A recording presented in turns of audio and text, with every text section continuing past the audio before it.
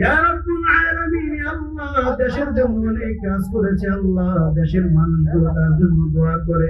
হে আল্লাহ, তার পরিবারের মধ্য থেকে যারা অন্ধকার কবরে চলে গেছে রে মাওলা, হে আল্লাহ অন্ধকার কবরগুলোকে জান্নাতের বাগান বানিয়ে দেন। হে আল্লাহ দেশের জন্য, হে আল্লাহ জাতির জন্য অনেক রকমের কষ্ট করে রব্বুল আলামিন, হে আল্লাহ তার সুযোগ্য সন্তান আল্লাহ তারেক রহমান ভাই, হে আল্লাহ দেশের জন্য আল্লাহ তুমি তাকে কবুল আর মঞ্জুর করিয়া নাও। হে আল্লাহ দেশের মানুষগুলো তাকে চায় রাষ্ট্রের পরিচালনার হিসেবে, আল্লাহ তাকে তুমি সকলের দোয়া অনুযায়ী কবুল আর মঞ্জুর করিয়া নাও।